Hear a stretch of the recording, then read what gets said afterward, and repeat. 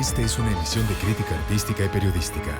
Todas las personas que aquí aparecen fueron grabadas con su autorización y cualquier opinión o información transmitida refleja el punto de vista de su autor, mas no el de Azteca.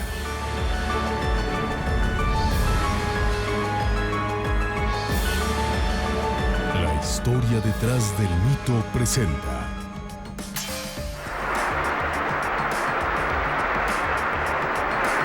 Su realismo mágico lo convirtió en el más grande y admirado escritor de los últimos tiempos.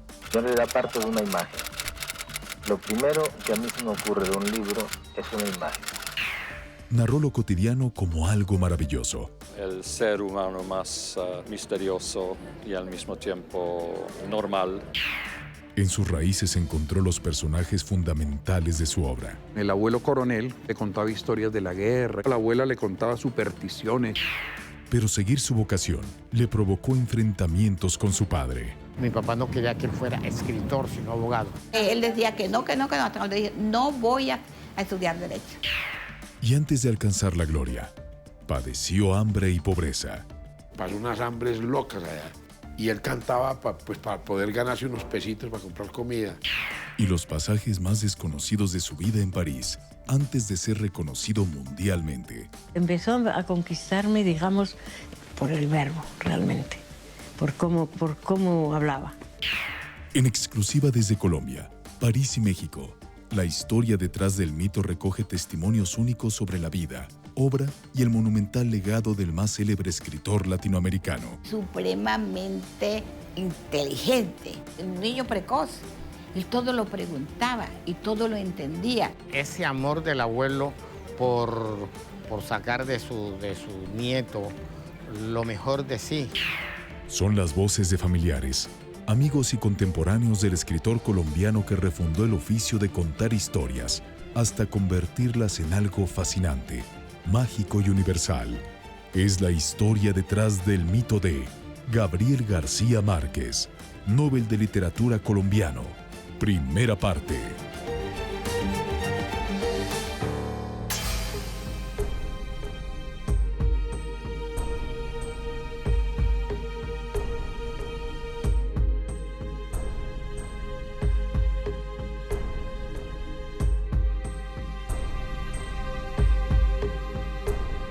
La tarde del 17 de abril de 2014, Gabriel García Márquez murió en su casa de la Ciudad de México a los 87 años de edad, acompañado por su inseparable esposa, Mercedes Barcha, y sus hijos, Gonzalo y Rodrigo, tras convalecer de neumonía. Su deceso conmocionó al mundo entero, como nunca antes había ocurrido con otro escritor latinoamericano.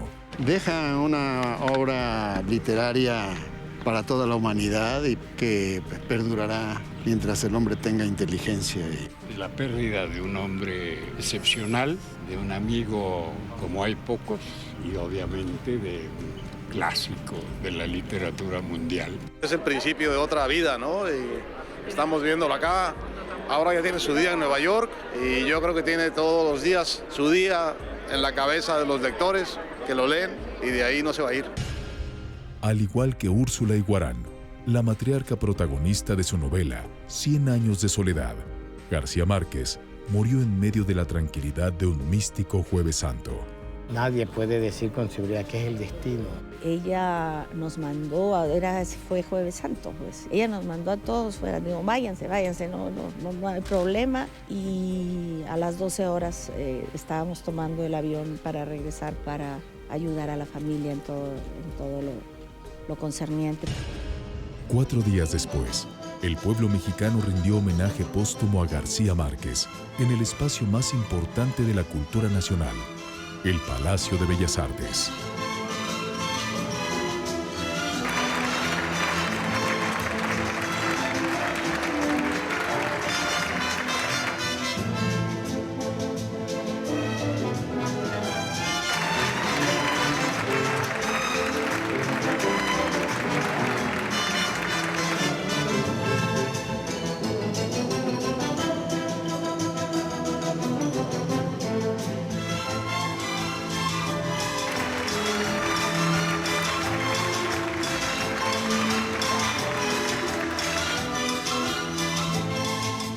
Fue tanta la belleza que se tradujo en lágrimas. Unas lágrimas que a veces hay unas lágrimas dolorosas, unas lágrimas amargas, pero esas eran unas lágrimas incluso de alguna manera un poco dulces, porque aliviaron el dolor. El deceso de Gabriel García Márquez fue la exacta crónica de una muerte anunciada, que sin embargo nadie deseaba.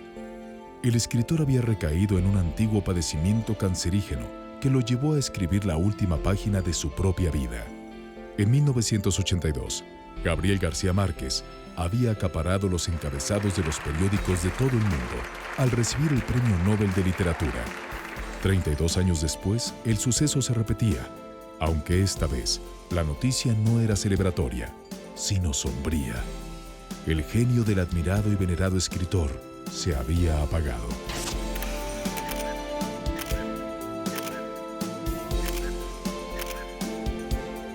Pero, ¿dónde comenzó a germinar la semilla creativa de García Márquez?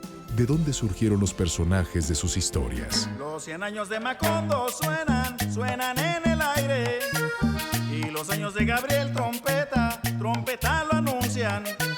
Aracataca, un pueblo bananero con menos de 10.000 habitantes y ubicado al norte de Colombia, es el lugar en el que Gabriel García Márquez pasó la mayor parte de su niñez, al amparo de su abuela, Tranquilina Iguarán Cotes, y el coronel Nicolás Ricardo Márquez Mejía, un liberal veterano de la Guerra de los 1000 Días, un conflicto que se libró en Colombia de 1899 a 1902 entre los partidos liberal y conservador. El abuelo, muy amoroso, nos sacaba a nosotros cuando había fiestas en el pueblo. O sea, llegaba el mago, el titiritero, el circo, todo aquello que nosotros veíamos en la calle, acá lo vendíamos, sobre todo Gabito, que era el que llevaba la batuta. Entonces él empezaba a reproducir todo aquello que veía en el pueblo. Gabriel García Márquez describiría a su abuela Tranquilina Iguarán como una mujer sumamente imaginativa que inundaba el ambiente familiar con relatos de fantasmas, augurios, premoniciones y que hacía de las historias extraordinarias algo natural e irrefutable. Ella era de familia guajira y era bastante supersticiosa, que fue una gran influencia que tuvo Gabito de que las cosas iban a suceder. Mi hobby es la superstición, no en el sentido corriente de evitar el paso por debajo de una escalera, temerle a un gato negro o al viernes 13, sencillamente en el sentido de seguirle la corriente a los presagios.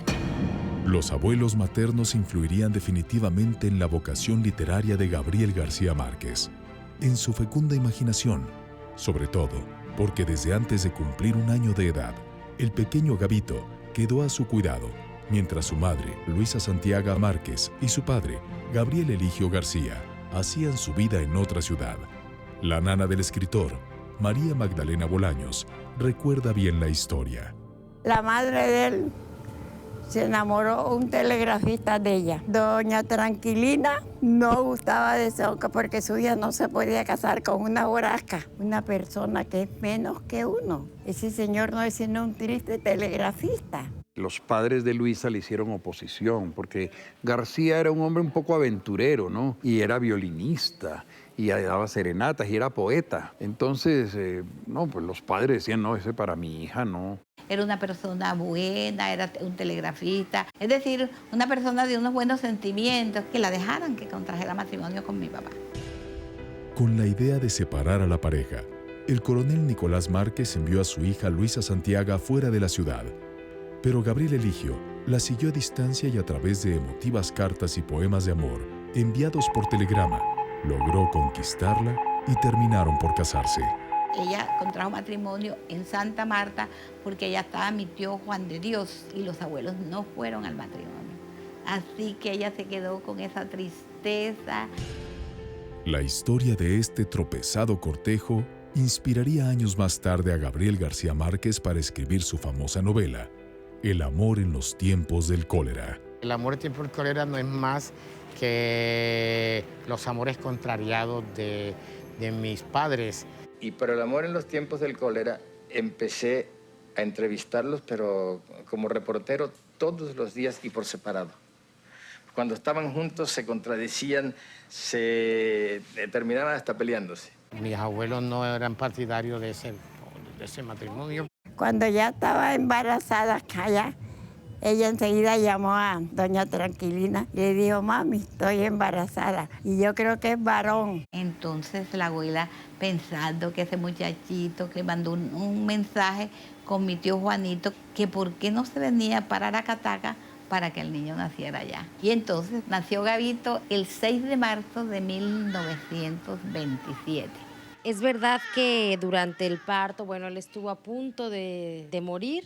Sí, es decir, fue un parto bastante difícil porque él creció mucho, era un niño muy grande, pesó 9 libras y media, era así, bien robusto, entonces casi que no podía nacer. Pero antes de cumplir su primer año de vida, Gabo quedaría bajo la tutela del coronel Nicolás y su esposa Tranquilina, debido a que su padre, Gabriel Eligio, emigró con su esposa Luisa Santiago a Barranquilla, donde instaló un negocio como farmacéutico y homeópata. Él buscaba, ¿no?, en otros pueblos poner su droguería, su farmacia. Entonces le dejaron al niño a sus abuelos. Muchos niños han sido criados por sus abuelos, pero pocos han tenido la experiencia de casi no conocer a sus papás y entonces de vivir en una casa de viejos. Entonces García Márquez es un gran escritor de la niñez, pero también es un gran escritor de la vejez. Hay quien ha asegurado que en realidad Gabriel García Márquez fue abandonado deliberadamente por sus padres. Nada que quedó abandonado. Nosotros periódicamente, los abuelos venían a Barranquilla y lo traían. Y mi mamá y mi papá venían a Aracataca y lo venían a visitar. Al cumplir 5 años, Gabriel García Márquez había aprendido a leer y a dibujar en el Colegio Montessori de Aracataca. Supremamente inteligente, un niño precoz, y todo lo preguntaba, y todo lo entendía, y todo lo representaba. Le gustaba dibujar perritos, gaticos, conejos. Pero su verdadera vocación no estaba en el dibujo, sino en la escritura, esa que desde temprana edad le inculcó el coronel Nicolás Márquez, al enseñarlo cotidianamente a consultar en el diccionario todas las palabras que no entendiera o le causaran curiosidad. Utilizó una fórmula elemental, sencilla, y es estimularle la vocación temprana, fuera la poesía, fuera la literatura. Y posteriormente, entonces ya se pasa a la máquina de escribir, y ya olvida el dibujo y comienza a hacer sus historias ya escritas. Porque lo hacía muy bien, sino que se dedicara a la prosa, porque él tenía una buena redacción. En contraste con la motivación de su abuelo, Gabriel García Márquez recibía de su padre constantes reproches. Tenían unas diferencias. Mi papá pensó que como tenía muchos hijos, iba a ser el abogado, el médico. Entonces él dijo que él no quería estudiar Derecho y siempre le llevó la contraria. No voy a estudiar Derecho. Y tiene un momento de altercado con su padre. El papá lo obliga prácticamente a que se vaya a estudiar. Sigue sus estudios de bachillerato en Barranquilla. Y luego se matricula en Derecho en la Universidad Nacional, donde hace muy pocos meses de Derecho, ¿no? Él no cursa porque él quiere escribir. En su libro, Vivir para contarla, Gabriel García Márquez relata cómo la disputa con su padre terminó con una frase contundente: «Quiero ser escritor». Don Gabriel Eligio le advirtió: «Comerás papel». Cuando Gabito cumple sus 21 años, ese día recibe de parte de mi padre, que se la manda en una encomienda, una máquina de escribir. Una máquina de escribir que además en ese momento que llega están festejando su cumpleaños. ¿Y qué deciden? La deciden y la empeñan. Y cuando el señor que va a entregar la plata la abre y cierra el rodillo, ahí hay una nota de mi papá que dice: en tus 21 años te suelto la perra, queriendo decir, ya eres libre. Pero el 4 de marzo de 1937, Gabriel García Márquez sufriría la pérdida de la figura más importante e influyente de su vida. El hombre al que consideraba el cordón umbilical entre su fantasía y la realidad, el coronel Nicolás Márquez, murió víctima de neumonía. El abuelo muere relativamente temprano. Gabriel García Márquez fue siempre consciente de que su vena literaria fue alimentada originalmente por su abuelo, y cuando años más tarde comenzaron a llegar los premios y reconocimientos internacionales, el Gabo lamentó la ausencia del coronel con esta frase: «El tren hizo una parada en la estación sin pueblo. y poco después pasó frente a una finca bananera del camino que tenía el nombre escrito en el portal: Macondo. Yo soy simplemente un observador de la realidad nuestra, una realidad para la cual tengo una sensibilidad especial. Por eso me cuesta mucho trabajo salirme de mi mundo. Gabito tiene un lenguaje popular muy característico, un lenguaje culto, sobre todo que los abuelos, la abuela no dejaba decirnos que nosotros dijéramos malas palabras. Él entonces puso en sus novelas todo el lenguaje del pueblo. Yo crecí con esas palabras y con esos términos y con esa construcción, como si fuera la lengua natural de la gente, porque era la que ella hablaba, ¿no? Con ese idioma escribo yo mis libros, y lo que sucede es que mi abuela y en general toda la gente del Caribe hablan normalmente todos los días como filósofos y como profetas, y por consiguiente como poetas. Me dijo, la gente del Caribe aprendemos a escribir hablando, nuestra mejor escuela es conversar.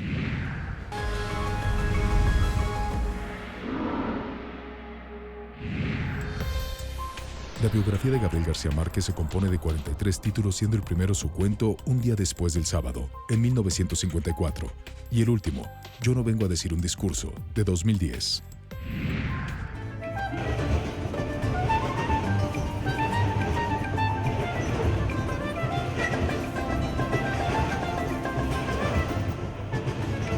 Considerada Patrimonio Nacional de Colombia, la casa en la que nació Gabriel García Márquez, donde pasó sus primeros 8 años de vida y que fue fundamental para su despertar literario, aún se mantiene incólume en Aracataca.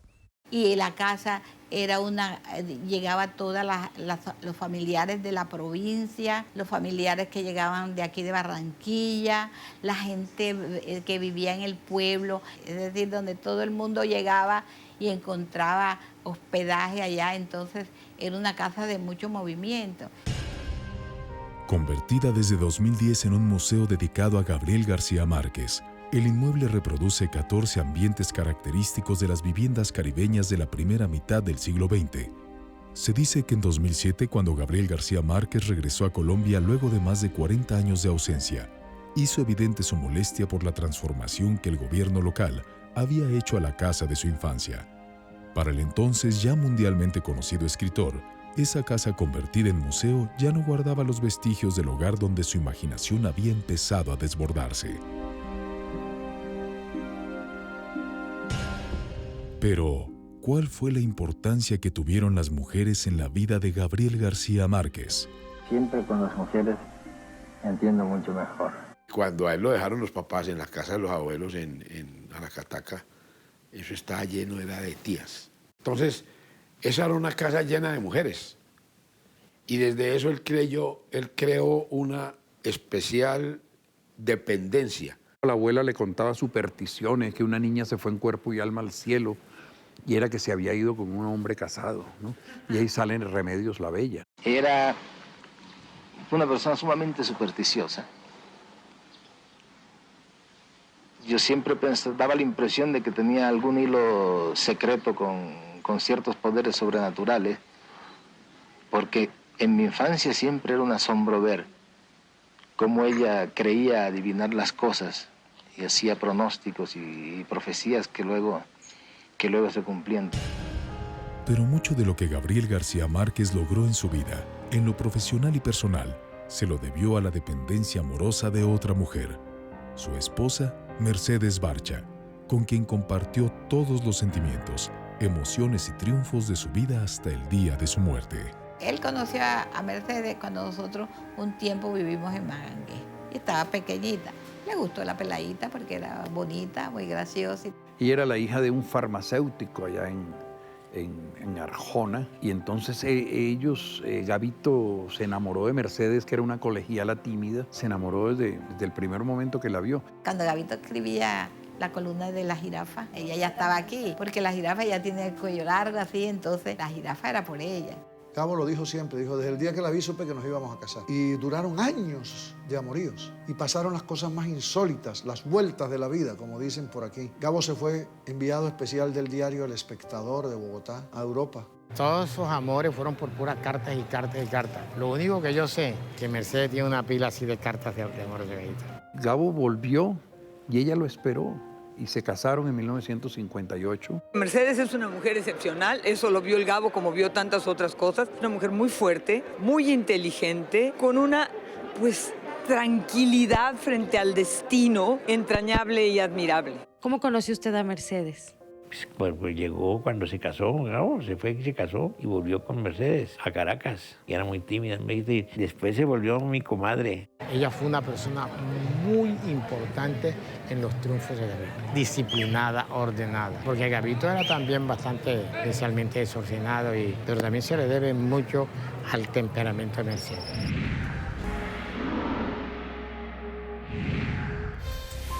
Varios libros de Gabriel García Márquez han sido adaptados para la pantalla cinematográfica.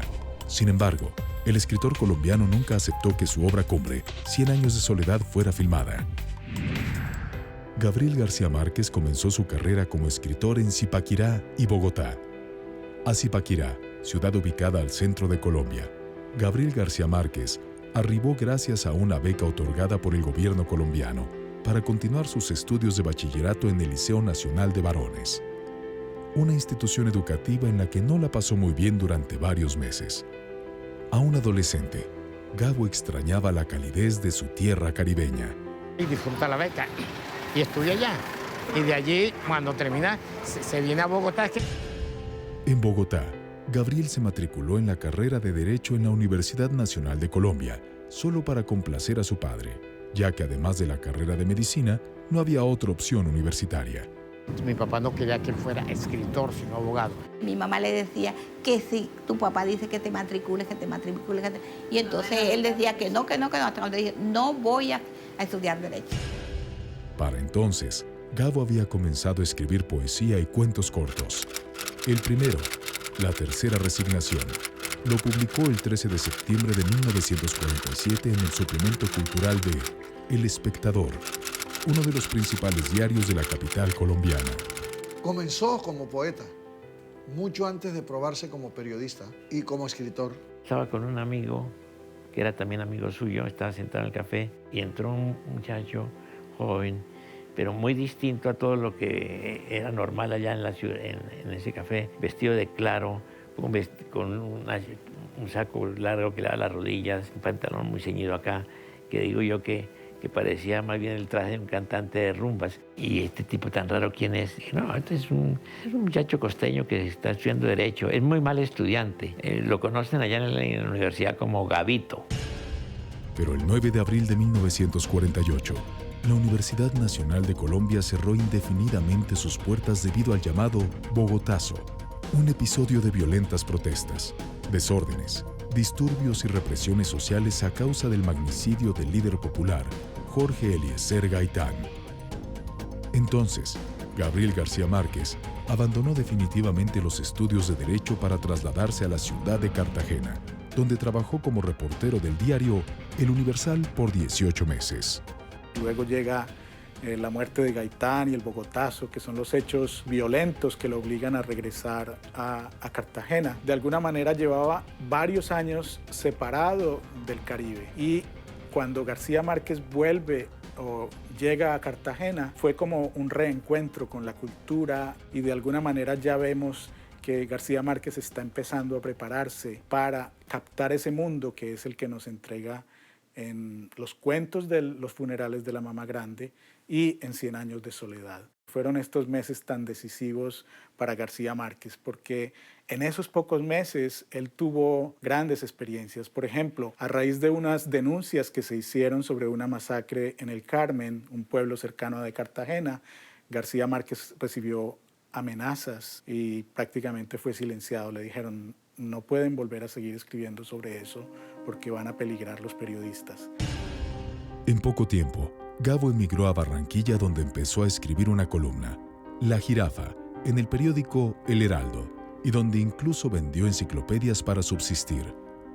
Pero más relevante aún, formó un círculo de amigos llamado El Grupo de Barranquilla y comenzó a escribir su primera novela, La Hojarasca, en el 4º piso del Hotel Rascacielos, donde trabajaban prostitutas que le lavaban la ropa y le daban el desayuno, a cambio de que les escribiera cartas a sus familiares y enamorados.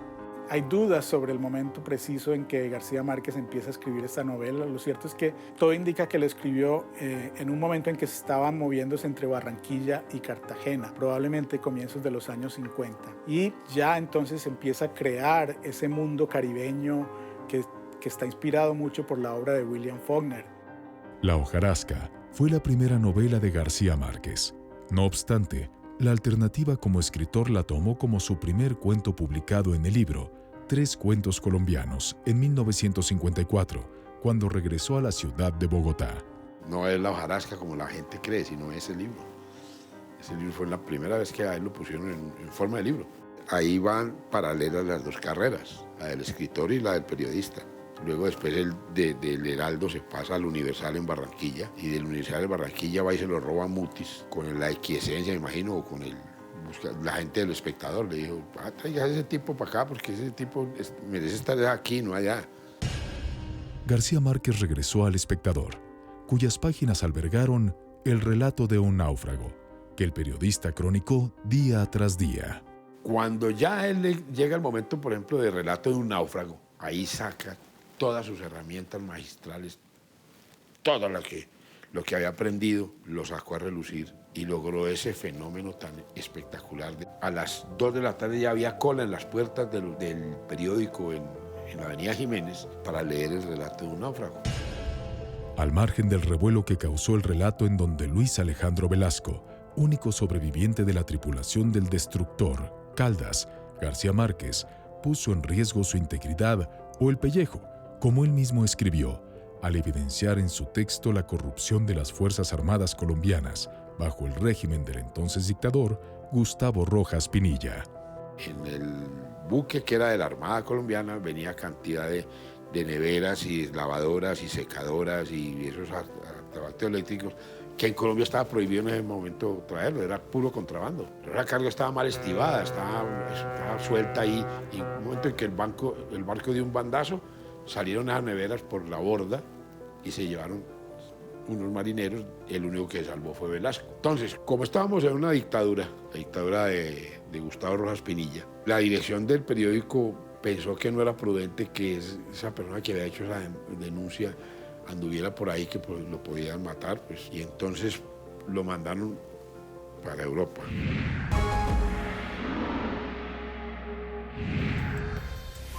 Cien años de soledad ha vendido más de 40 millones de ejemplares desde su primera edición en 1967 y se ha traducido a más de 40 idiomas. Gabo tardó 18 meses en escribir esta, su obra cumbre. En 1955, y tras publicar Relato de un náufrago, una serie de 14 crónicas sobre el hundimiento del barco ARC Caldas, Gabriel García Márquez fue enviado a París como corresponsal del periódico colombiano El Espectador. Durante 4 años Gabo viajaría por diversos países de Europa, donde descubrió el mundo socialista. Fundó amistades entrañables como la de Plinio Apuleyo Mendoza y enfrentó hambre y pobreza. Él apareció finalmente por allá, por París. Fue el 24 de diciembre de 1955. Lo habían mandado al Espectador como reportero para cubrir un acto internacional en Ginebra. Ya había cambiado, ya no era el tipo desenvuelto y vestido que tenía, al contrario, se había vuelto muy cachaco, como decimos aquí, muy bogotano, vestido muy ceremoniosamente, muy bien y con cierta distancia. Lo veía todos los días, fuimos a comer y mientras comíamos nos dimos cuenta, comenzó a caer la nieve, pero no la habíamos visto la nieve, no la habíamos visto caer. Yo sí la conocía, claro, porque yo había estado en muchos sitios con nieve, pero él nunca. Él la leía por ahí en los libros de cuentos, había visto, conocía que era la nieve, pero nada. Cuando salió todo el bulevar estaba blanco de nieve, los automóviles, los árboles, etc. Y ahí sí apareció el verdadero Gabo, porque se estremeció.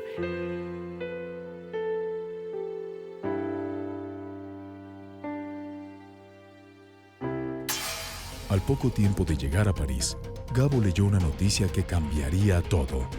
El Espectador había sido clausurado por el dictador Gustavo Rojas Pinilla y él quedaba sin empleo. Frente a tal panorama, Gabo decidió quedarse en París para escribir. Teníamos una vida muy alegre, muy buena, que terminó para él el día que el dictador cerró El Espectador. Pasó unas hambres locas allá, pero fue absolutamente crucial para su formación como escritor. Y él cantaba pues, para poder ganarse unos pesitos para comprar comida. ¿Y en dónde cantaba? En La Scala. Era un bar de París a donde iba la gente, entonces él se subía y cantaba. El dueño del bar le daba 4 o 5 francos, que era suficiente para comprar la comida para mañana. Habla mucho del barrio latino.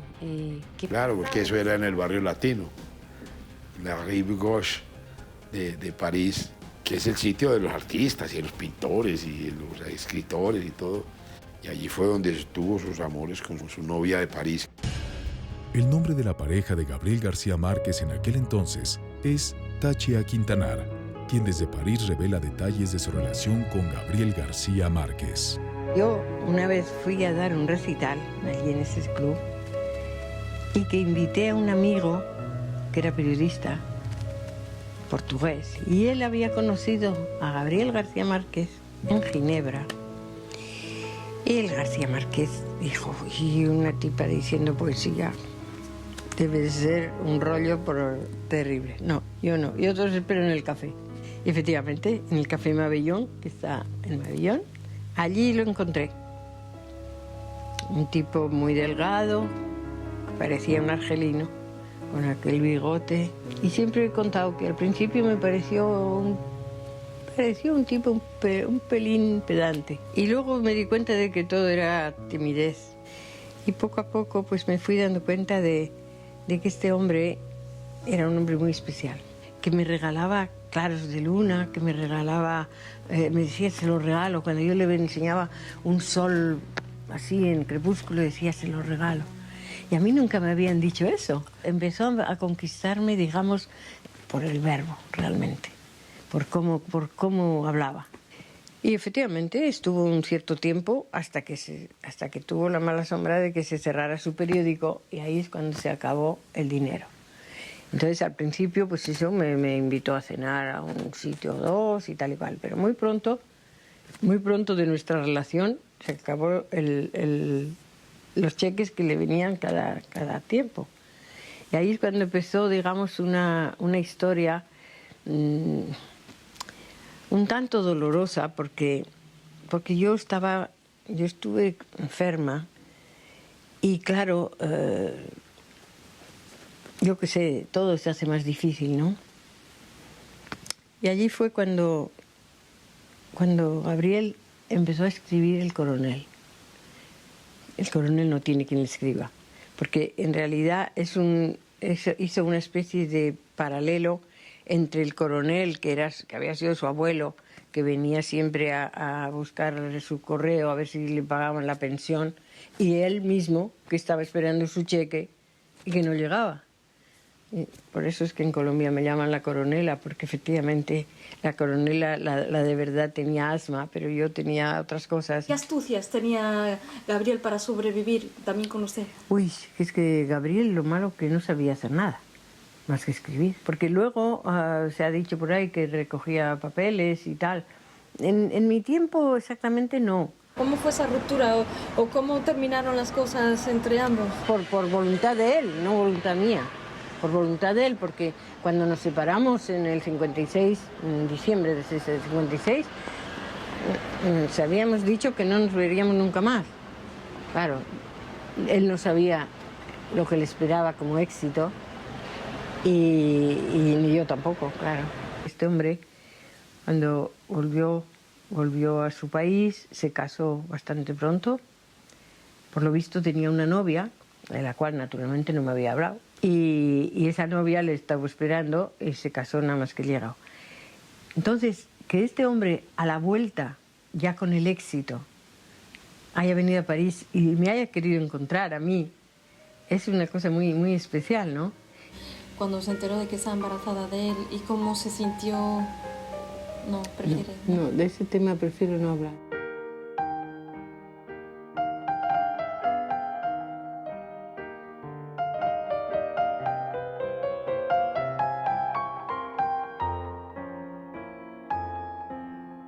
Pero García Márquez experimentaría un viaje que lo marcó para siempre. Junto a Plinio Apuleyo y su hermana Soledad, recorrieron primero Europa del Este y después la Unión Soviética. Es que nosotros éramos admiradores, devotos del socialismo. Porque estaba lleno de dictadoras, todas sostenidas por los Estados Unidos. De modo que para nosotros es otro mundo. Hay que conocer el socialismo. Y le dije, yo tengo un carro, vamos en el carro. Y mi hermana nos acompaña. Bueno, para entrar a esa Alemania Oriental fue durísimo porque pues no teníamos ninguna visa y encontramos ese horrible mundo, esas ciudades tristes, lluviosas, con unos tipos haciendo cosas, llenas de afiches comunistas, ¿no? Espantosos. Me acuerdo que al segundo o tercer día de estar manejando por esos sitios que íbamos para Leipzig, Gabo se había quedado dormido, ¿vale, mío? Se despertó Gabo y vino detrás de mí. Maestro, ¿qué? Soñé una cosa horrible. ¿Qué soñaste, Gabo? Soñé que el socialismo no funciona. De modo que nosotros quedamos con esa visión muy negativa. Plinio Apuleyo Mendoza, su gran amigo y compañero de trabajo, ha descrito la euforia que Gabriel García Márquez mostró cuando terminó de escribir su libro y pudo viajar a Venezuela para continuar su faceta como periodista escribiendo editoriales en la revista Momento. Un año después, García Márquez retornaría a Colombia para concretar su matrimonio con Mercedes Barcha y convertirse en padre de su primer hijo, Rodrigo. Luego, a pesar de ya estar posicionado como periodista en Colombia, García Márquez volvió a quemar naves y tras el triunfo de la Revolución Cubana, viajó a La Habana para iniciar un nuevo proyecto periodístico junto con Plinio. Se trataba de la Agencia Internacional de Noticias, Prensa Latina, auspiciada por el gobierno revolucionario de Fidel Castro. Y a los 3 días de estar allá en Colombia, a 4 días de Colombia, me dijo un amigo, mira, hay han mandado de Cuba un periodista mexicano que está buscando quién se organice la agencia Prensa Latina, la agencia cubana. Lo primero que hice fue llamar a Gabo. Gabo, te vienes para aquí, te vienes a trabajar acá.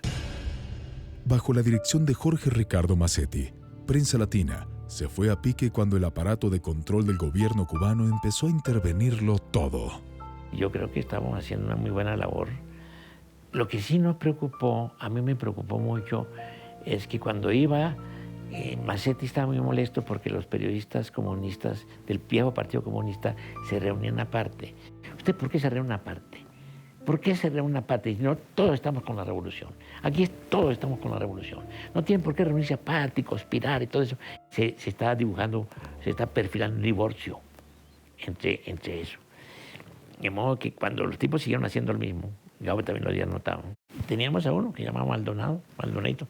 Pues Maldonadito, oye Maldonado, ven acá. Y yo a hablar con él y me dijo, quiero conocer al jefe del partido, al secretario del Partido Comunista, que era Gilberto Vieira, aquí en Colombia, quiero que me lo presente y tal. Lo que no sabía es que lo convirtió en espía. A raíz del espionaje del que eran objeto, Massetti y Plinio Apuleyo Mendoza firmaron su carta de renuncia a Prensa Latina. García Márquez, que seguía en Nueva York, lo secundó pese a su amistad con Fidel Castro. Y Gabo ya renunció. Gabo dijo, yo no me regreso a Colombia, porque allá me van a atrapar y yo me voy para México, que es la vieja idea que tengo. En México, Gabriel García Márquez escribiría la obra cumbre de su carrera literaria, 100 años de soledad, el libro que lo consolidó como el más grande escritor latinoamericano de todos los tiempos. La próxima semana, Gabriel García Márquez, segunda y última parte. Macondo era entonces una aldea de 20 casas de barro y caña brava construidas a la orilla de un río de aguas diáfanas que se precipitaban por un lecho de piedras pulidas, blancas y enormes como huevos prehistóricos. Es la novela más traducida de la literatura universal con más de 40 millones de ejemplares vendidos. Y su autor, el más venerado en Latinoamérica. Los lectores de 100 años de soledad son hoy una comunidad que si viviera en un mismo pedazo de tierra sería uno de los 20 países más poblados del mundo. Pero, ¿cómo y cuándo se fraguó lo que es considerada la obra maestra de Gabriel García Márquez? Eso fue yendo a Acapulco, se me ocurrió. Voy a contarla como las veían mi abuelo, mi abuela, mi mamá. Y cómo vivió su autor el nacimiento de su obra cumbre y su ascenso a la fama. Mercedes hizo sus cuentas astrales y le dijo a su paciente casero sin el mínimo temblor en la voz: podemos pagarle todo junto dentro de 6 meses. Este programa recupera las voces de aquellos que conocieron de cerca a Gabriel García Márquez y junto con ellos recorre sus pasos desde el surgimiento del boom de la literatura latinoamericana. Los autores del boom son la primera generación que puede vivir exclusivamente de su trabajo literario. Hasta el otorgamiento del Premio Nobel de Literatura. Esto es como asistir uno a su propio entierro, me dijo. Además de la confrontación violenta con uno de sus más entrañables amigos. Llegó García Márquez y Vargas Llosa lo recibió con un puñetazo. Y la dramática condición de salud que el escritor padeció en sus últimos años. Estoy perdiendo la memoria y sin la memoria no soy nada. Esta es la historia del escritor colombiano que convirtió el realismo mágico en algo universal y cuya vida fue tan fascinante como sus novelas. Es la historia detrás del mito de Gabriel García Márquez. La próxima semana.